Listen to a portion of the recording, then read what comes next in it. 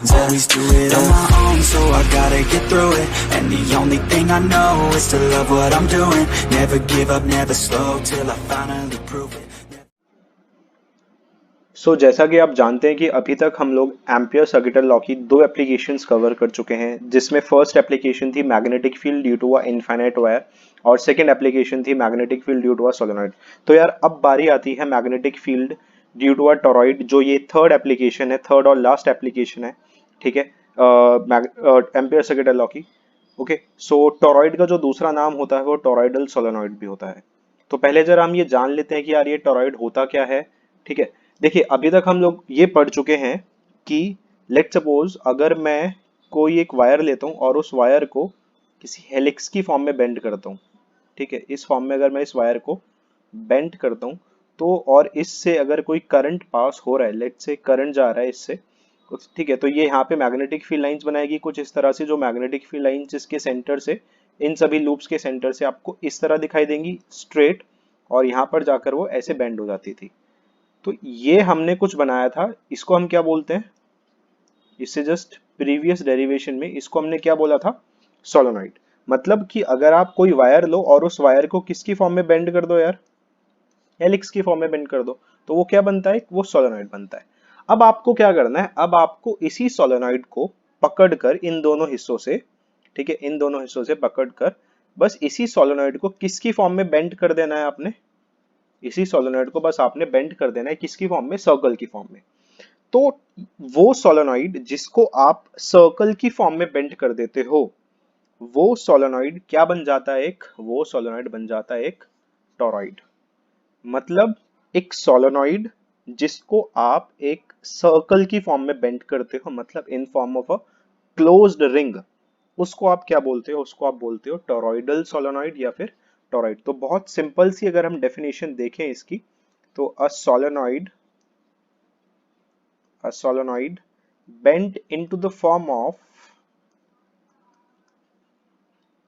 bent into the form of a closed ring, ठीक है, bent into the form of a closed ring, or you can also write bent in the form of a circle, is called a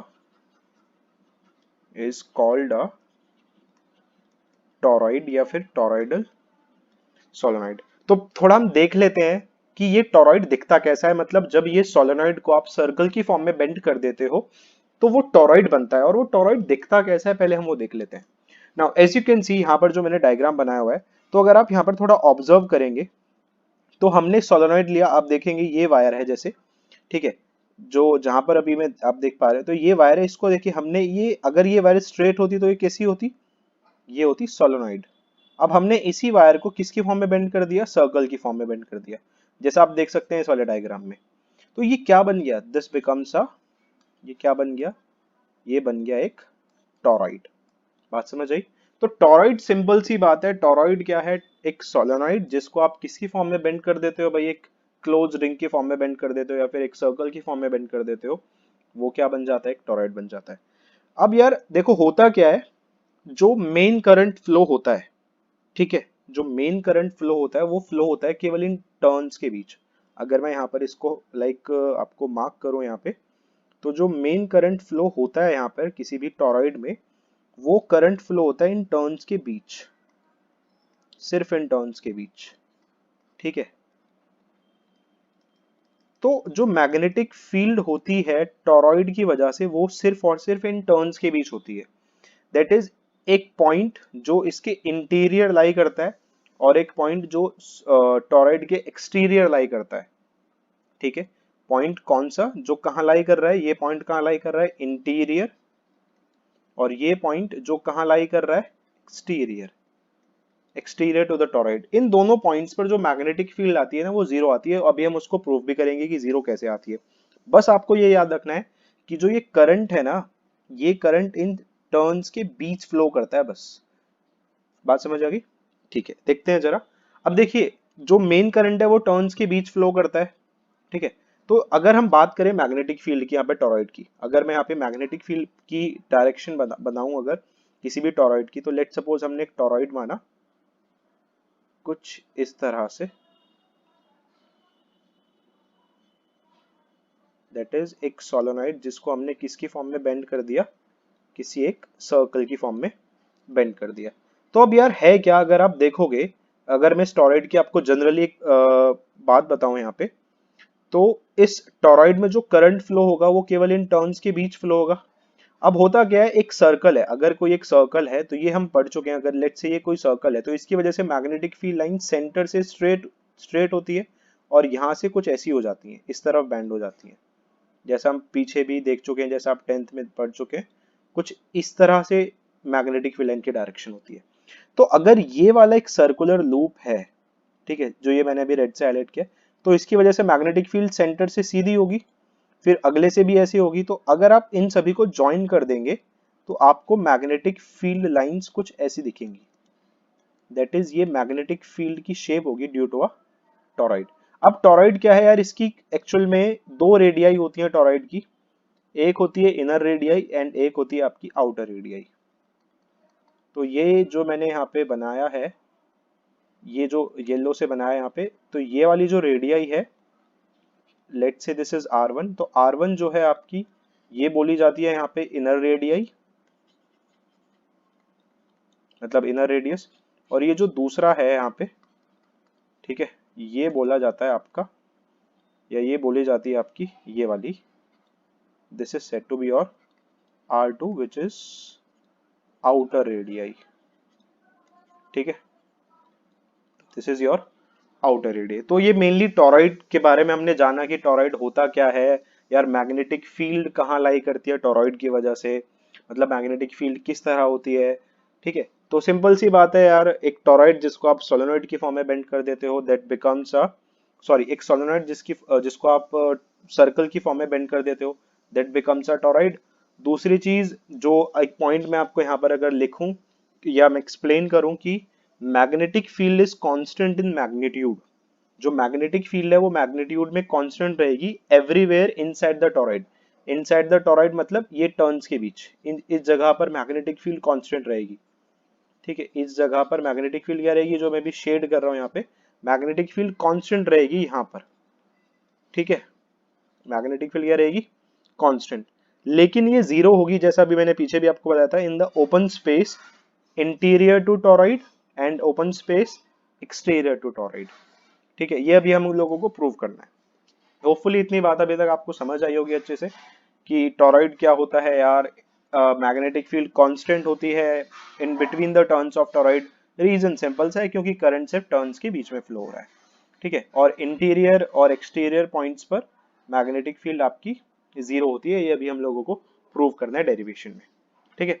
तो चलिए बढ़ते हैं derivation की तरफ। अब बात आती है यहाँ पर magnetic field due to a toroid की, जिसमें सबसे फर्स्ट पॉइंट आता है at a point in open space interior to toroid, कि आपको मैग्नेटिक फील्ड निकालनी है टॉरॉइड की वजह से ओपन स्पेस में, और वो ओपन स्पेस मतलब किसी एक पॉइंट पर, वो पॉइंट कहाँ लाई कर रहा है, ओपन स्पेस में और टॉरॉइड के अंदर। तो लेट सपोज हमने एक पॉइंट मान लिया P1, लेट सपोज हमने एक पॉइंट मान लिया P1 जो टॉरॉइड के इंटीरियर लाई कर रहा है, ठीक है, और हमने इस पॉइंट से एक एम्पीरियन लूप एज्यूम कर लिया, ये एक एम्पीरियन लूप एज्यूम कर लिया इस पॉइंट P1 से, और कितनी रेडियस का, R1 रेडियस का। तो स्टार्टिंग कुछ इसकी इस तरह से होगी कि late P1 be the point in the interior to the toroid and let us assume an empyrean loop of radius R1। तो हमने एक पॉइंट P1 माना टॉरॉइड के अंदर, और उस पॉइंट P1 से होते हुए हमने एक एम्पीरियन लूप बना दिया। लूप क्यों बनाया, क्योंकि भाई पता है ना, एम्पियर लॉ की एप्लीकेशन है, तो एम्पियर लॉ यही बोलती है कि भाई आपको मैग्नेटिक फील्ड का लाइन इंटीग्रल निकालना है, तो आपको मैग्नेटिक फील्ड निकालनी है तो आपको लूप बनाना पड़ेगा, एक क्लोज लूप बनाना पड़ेगा, ठीक है। नाउ उसके बाद देखते हैं जरा अब यहाँ पे जो डेरिवेशन है उसके आगे के स्टेप्स।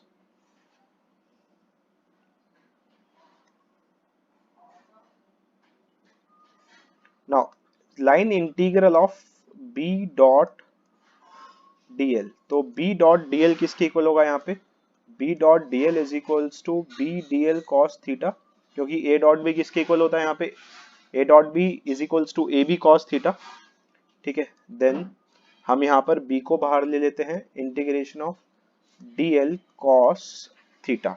अच्छा पहले जरा ये जान लेते हैं कि थीटा कितना होगा। देखिए मैंने आप लोगों को आपको ये बताया हुआ है पहले यहाँ पे कि अगर कोई भी सर्कुलर लूप है तो वहां पर मैग्नेटिक फील्ड उसकी अगर आप देखोगे तो वो जनरली अलोंग टेंजेंट लगेगी। अगर मैं यहाँ पर बताऊं तो अगर यहाँ पर कोई मैग्नेटिक फील्ड है वो अलोंग टेंजेंट है, डीएल है, अगर इसका छोटा सा आप एलिमेंट मान रहे हो तो वो भी अलोंग टेंजेंट लगेगा। तो अगर कोई भी सर्कुलर लूप है तो आपको वहां पर थीटा हमेशा कितना लिखना है, 0 लिखना है। ठीक है, तो ये चीज हुई यहाँ पर। तो इसका मतलब क्या हुआ कि b cos 0, अब dl का इंटीग्रेशन देखिए, dl क्या था, dl था छोटा सा हिस्सा इस लूप का, छोटा सा हिस्सा था। तो जब आप इसको इंटीग्रेट करोगे इसकी लेंथ क्या मिलेगी आपको, 2 पाई r1, एंड ये यहाँ पे किसके इक्वल चल रहा है, ये चल रहा है b डॉट dl के इक्वल।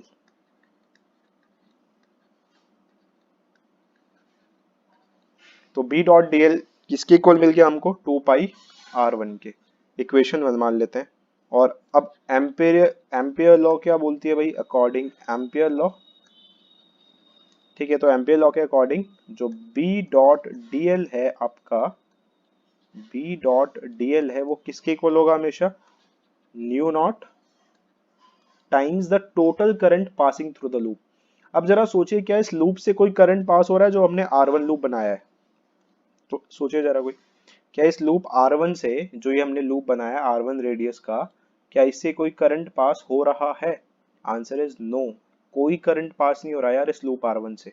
क्यों नहीं हो रहा, क्योंकि मैंने बताया तो था अभी पीछे कि मेन करंट सिर्फ टॉरॉइड के टर्न्स के बीच फ्लो करता है यहाँ पर, तो इस लूप से तो कोई करंट जा ही नहीं रहा, मतलब I कितना है यहाँ पर, 0। तो but I is equals to 0, I 0 है तो फ्रॉम इक्वेशन 1, ठीक है, I 0 है फ्रॉम इक्वेशन 1। अच्छा ये बात होपफुली समझ आई ना कि करंट 0 क्यों है, क्योंकि करंट सिर्फ इन टर्न्स के बीच फ्लो करता है यार, ये जो टर्न्स है ना टॉरॉइड के, इनके बीच करंट फ्लो करता है बस, बाकी कहीं पर करंट फ्लो नहीं करता। ठीक है, जैसा मैंने अभी पीछे बताया भी था आपको कि मैग्नेटिक फील्ड जो होती है वो इन between the turns of torrid होती है, जैसे ये जहां पर ये आप ये देख रहे हैं कि करंट सिर्फ इन टर्न्स के बीच फ्लो करता है, इन टर्न्स में फ्लो करता है करंट। ठीक है, इस जगह पे कोई करंट नहीं है, तो I 0 हो गया, तो हेंस फ्रॉम इक्वेशन 1 करंट भी कितना आ गया यहाँ पे, 0। तो hence from equation 1, sorry current 0 मतलब मैग्नेटिक फील्ड भी कितनी आ गई यहाँ पर, 0। तो मतलब किसी पॉइंट पर जो ओपन स्पेस में है टॉरॉइड के अंदर, that is interior to toroid, वहां पर मैग्नेटिक फील्ड कितनी है, 0।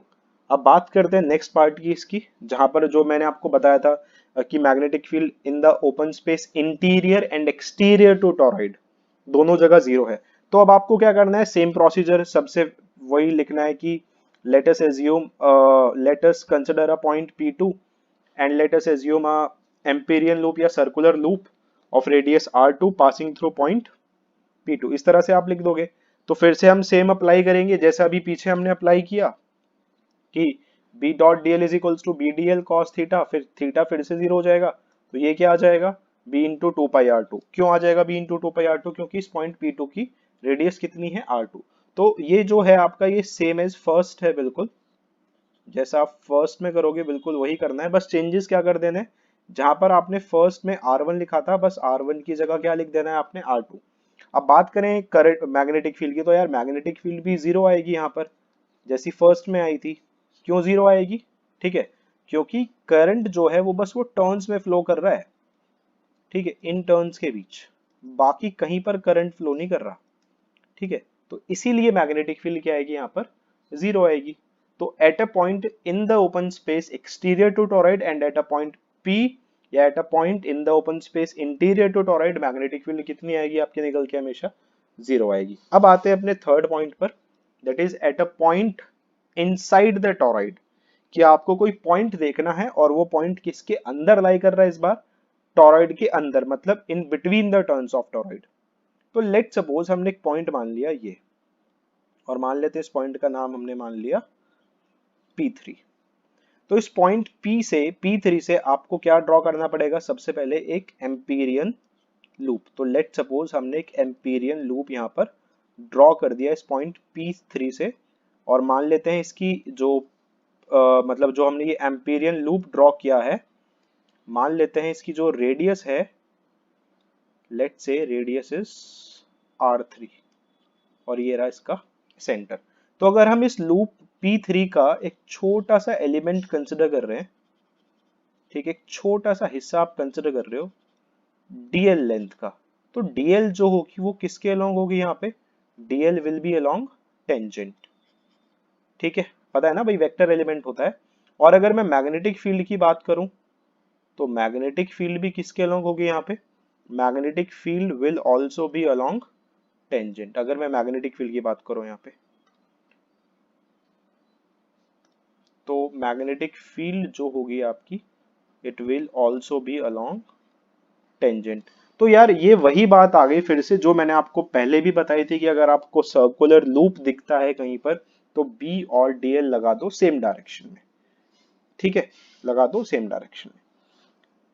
ओके, क्योंकि किसी पॉइंट पर मैग्नेटिक फील्ड जो है वो अलोंग टेंजेंट होगी, और डीएल भी वेक्टर एलिमेंट है तो वो भी अलोंग टेंजेंट लगेगा, इसलिए। तो इसकी जो स्टार्टिंग होगी इस पार्ट की, वो कुछ इस तरह से होगी कि late P3 be the point inside the toroid, or you can also write it as let P3 be the point in between the turns of toroid, and let us assume an या let us draw an Amperian loop of radius R3। तो उसके बाद देखते हैं जरा, then बिल्कुल same steps वही follow करने हैं जैसे हमने पीछे किए थे। देन B डॉट dl किसके इक्वल होगा, B dl cos थीटा के इक्वल होगा। ठीक है, तो B dot dl is equals to, B बाहर लिया, अंदर क्या बचा, dl cos थीटा कितना है आपका यहाँ पे 0 डिग्री। ओके, तो cos 0 1 हो गया आपका। तो B dot dl is equals to B into 2 pi R3। अब अकॉर्डिंग एम्पियर सर्किटल लॉ, या according ampere law,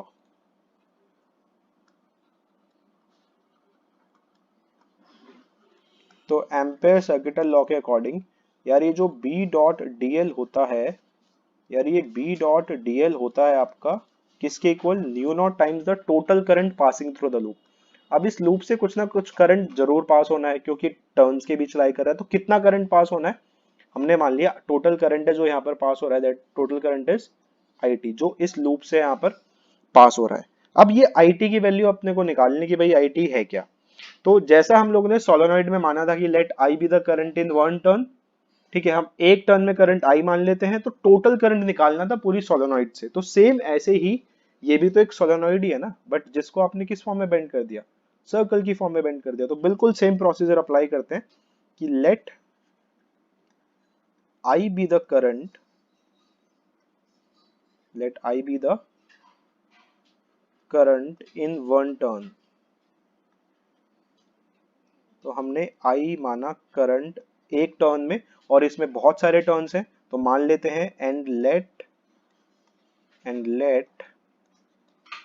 n be the number of turns, be the number of turns per unit length। तो हम जो मान लेते हैं कि भाई कितने टर्न्स हैं, हमने एक टर्न में करंट माना I, तो अब हमें ये निकालना है कि कितने नंबर ऑफ टर्न्स है। तो वो निकालने के लिए हम क्या मान लेते हैं कि जो n है वो नंबर ऑफ टर्न्स है आपका पर यूनिट लेंथ।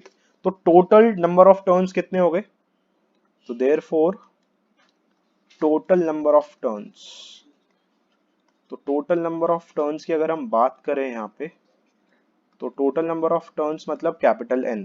अब देखिए हमने क्या माना, N क्या माना है यहाँ पे, N माना था नंबर ऑफ टर्न्स, अगर मैं इसको थोड़ा लिखूं तो N माना था हमने number of turns per unit length, और मुझे यहाँ पे नंबर ऑफ टर्न्स निकालने हैं, ये निकालना है। तो मैं इन दोनों की आपस में क्या कराऊंगा, N और लेंथ की मल्टीप्लाई कराऊंगा ना, टोटल नंबर ऑफ टर्न्स निकालने के लिए।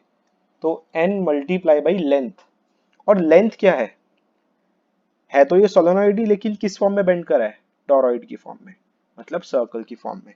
तो इसकी लेंथ क्या होगी 2 पाई r3, तो n इंटू जो सरकमफ्रेंस होगी वही उसकी लेंथ होगी 2 पाई r3। तो दे इसका मतलब टोटल करंट आप निकाल सकते हो, तो IT is equals to I into capital N which is equals to IN 2 pi r3। तो अब इस वैल्यू को, IT की वैल्यू को डाल देते हैं इक्वेशन नंबर, लेट्स इसको मान लेते हैं इक्वेशन 2। तो पुटिंग दिस इन इक्वेशन 2,